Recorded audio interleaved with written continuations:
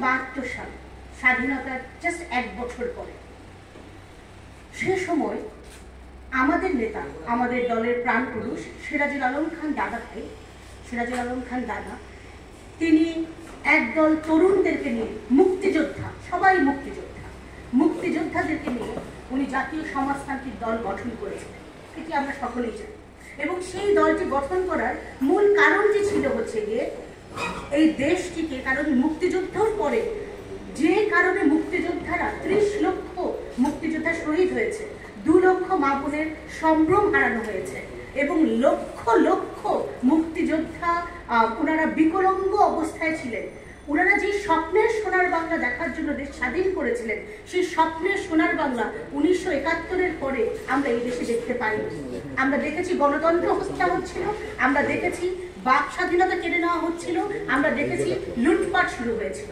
সেই কারণেই কিন্তু এই জাতীয় সমাজতান্ত্রিক দলের জন্ম হয়েছিল 1972 সালে। 1972 সালের পরে এই দলটি যখন কিনা এই দেশের জন্য বিশাল কিছু করতে পারত, আমরা দেখেছি বিভিন্ন কারণে, বলতে খুব কষ্ট হয় কিন্তু এটাই সত্য, ব্যক্তিগত কারণে এই দলটিকে নানা ভাগে ভাগ করা হয়েছে। এবং শুধু ভাগ করা হয়েছে তাই নয়, দলের আদর্শ থেকে বেরিয়ে যাওয়া হয়েছে। দলের আদর্শ থেকে বেরিয়ে আমরা কখনো শেখ হাসিনার হাত শক্ত করেছি, কখনো খালেদা জিয়ার হাত শক্ত করেছি, কখনো আমরা এরশাদ সাহেবের হাত শক্ত করেছি। এটা করতে গিয়ে কি হয়েছে, আমরা আমাদের নিজেদের হাত শক্ত করতে পারি। 72 সালে আমরা ছিলাম একটি বট গাছ, সেই বট গাছ আমাদের 53 বছর পরে আমরা হয়ে গেছি একটি পরগাছা। আমরা বড় বড় দলগুলোর উপরে আমরা ভরসা করা শিখেছি। উনারা আমাদেরকে একটি যদি আসন দিলে আমরা সেই আসন নিয়ে আমরা খুশি হয়ে যাই। আমরা উনাদের উপর ভরসা করে আমরা ক্ষমতার স্বাদ পেতে চাই। যখন কিনা জাসতি হতে পারত এই দেশের মূল কাণ্ডার, আমরা পারতাম হতে, আমাদের সেই যোগ্যতা ছিল, আমাদের সাথে তরুণ মেধাবী তরুণরা ছিল, সকলে ছিল, কিন্তু আমরা সেটা পারিনি। আমাদের দলের, আমরা এখানেও দেখছি আমাদের দলের কিছু মানুষ যারা কিনা জাসদ ছেড়ে ওনার, আমি যখন একটি কথা বলা পরিষ্কার করে বলা উচিত, আমি যখন জাসদ বলছি, জাসদ বলতে কিন্তু আমি জাতীয় সমাজতান্ত্রিক দল 1972 সালের জাসদ বুঝাচ্ছি। তো সেই জাসদের কথাই কিন্তু আমি বলছি। আমি কিন্তু কোনো ব্র্যাকেট ইনু জাসদ, আম্বিয়া জাসদ, জব জাসদ এরকম কোনো জাসদের কথা আমি বলতে চাচ্ছি না। এবং এখন আমরা জানি জুলাই অগাস্টে ছাত্র জনতার একটি বিজয় এসছে। এই ছাত্র জনতার বিজয়ের পরে আমাদের দেশ, আমরা চেয়েছি নতুন বাংলাদেশ দেখতে। আমি নিজে মাঠে ছিলাম, আপনারাও এখানে হয়তো অনেকেই আপনারা চেয়েছেন ফ্যাসিস্ট শেখ হাসিনার বিদায় হোক, আমরা সেটি করতে সক্ষম হয়েছি। কিন্তু আমরা কি নতুন বাংলাদেশ গড়তে পেরেছি? আমরা নতুন বাংলাদেশ গড়তে পারিনি। নতুন বাংলাদেশ গড়তে হলে একটি মুক্তিযোদ্ধার শক্তি লাগবে, মুক্তিযুদ্ধের বিশ্বাসী কোন একটি শক্তি লাগবে। সেই শক্তিটা কে হতে পারে? সেই শক্তিটা বর্তমান সময়েও জাসদের যত ভাগই থাকুক, আমরা যদি সবাই এক হয়ে যাই, আমরাই কিন্তু হতে পারবো সেই নতুন সময়ের সেই শক্তিটা, যেই শক্তি বাংলাদেশকে আবার পুনর্গঠন করতে পারবে। আপনারা মনে রাখবেন, অন্য বড় দলগুলো ভোটের রাজনীতি করে। ওনারা এই দেশে অনেক কিছু বলবে, কিন্তু অনেক কিছুই আবার ওনারা বলবে না। আমরা দেখেছি আমাদের কোনো নাট্য শিল্পকলা একাডেমিতে নাটক হতে দেওয়া হয়নি। আমরা দেখেছি বই মেলায় স্টল ভাঙা হয়েছে। আমরা এরকম দেখেছি 8 বছরের একটি শিশু ধর্ষণ হচ্ছে। এটার জন্য কয়েকটি দল প্রতিবাদেই যাচ্ছে না, প্রতিবাদ করছে না। আমি যেটা বলতে চাচ্ছি, শুধু তাই নয়, আমরা দেখেছি 5ই আগস্টের পরে আমাদের জাতীয় পতাকা পর্যন্ত চেঞ্জ করার জন্য কেউ কেউ বিবৃতি দিয়েছে। আমাদেরকে এই সকল কিছু রুখতে হবে। শুধুমাত্র জাসদের ঐক্য না, এখানে তো আমি দাঁড়িয়েছি আপনাদের সামনে বলতে যে আমরা আমাদের জাসদ 1972 সালের জাসদের সকল ব্র্যাকেট বন্দি সকল অংশকে আমরা একত্রিত করে আমরা ঐক্যবদ্ধ জাসদ করতে চাই। এবং এই ঐক্যবদ্ধ জাসদ করার ফলে কি হবে, শুধু যে আমাদের দল বাঁচবে তা না, আমাদের দল তো বাঁচবেই, সে সাথে সাথে আমাদের দেশটিও রক্ষা হবে। 1971 সাল আমাদের মুক্তিযুদ্ধ, সার্বভৌমত্ব সবকিছুকে রক্ষা করতে হলে জাসদের ঐক্যবদ্ধ হওয়া ছাড়া কোনো উপায় নেই নেই নেই। কারণ আমরা যেরকম ছিলাম মুক্তিযোদ্ধার দল, এখনো আছে। আপনারা তাকিয়ে দেখেন এখানে কতজন মুক্তিযোদ্ধা বসে আছে।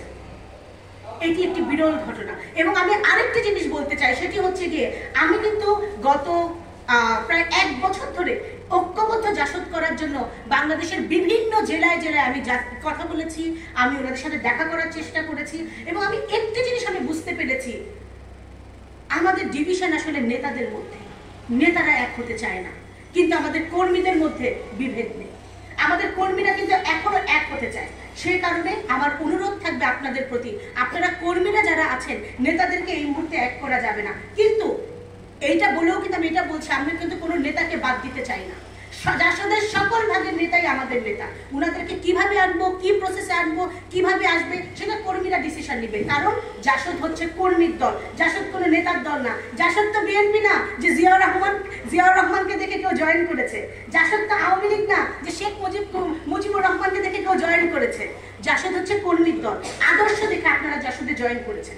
সুতরাং আপনারা যেহেতু জাসদে আছেন, জাসদকে ভালোবেসে, আমি মনে করি জাসদের প্রাণ শক্তি হচ্ছে জাসদের কর্মীরা। আমরা 97-এ দেখেছি নেতারা ঐক্য করেছিলেন, ঐক্য করার পরে কি হয়েছে, সেই ঐক্য আমরা বছর ঘুরতে না ঘুরতে ভাঙতেও দেখেছি।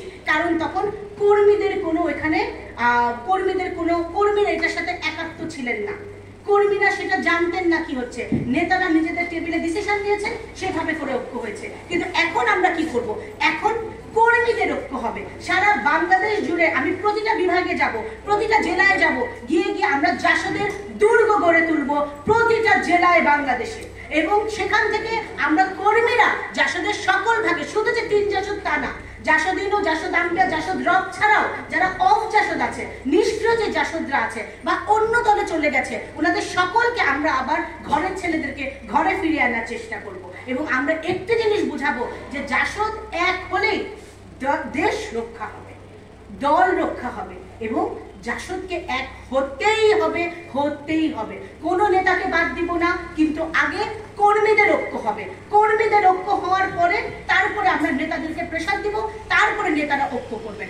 অনেকে আমাকে প্রশ্ন করে আমাদের রাজনীতিটা কি হবে, এই জিনিসটা আমি আপনাদের মাধ্যমে বলতে চাই, এটি জানা খুব জরুরি। রাজনীতিটা, আমাদের তো রাজনীতি আছে, আমাদের মূল থিমটা কি হবে, আমরা 1972 সালে যে জাতীয় সমাজতান্ত্রিক দলটা যে স্পিরিটে গঠন হয়েছিল, সেটাই আমাদের মূল স্পিরিট। এই স্পিরিটটার পাশাপাশি সিরাজুল আলম খান দাদার 14 দফা আছে, জাসদের 18 দফা আছে। এবং বর্তমান আপনি যদি 72 সালের সমাজতন্ত্র কায়েম করতে হবে এখন বলেন, সেটি আপনি কায়েম করতে পারবেন না। সুতরাং বর্তমান সময় আপনাকে গণতন্ত্রমুখী হতে হবে।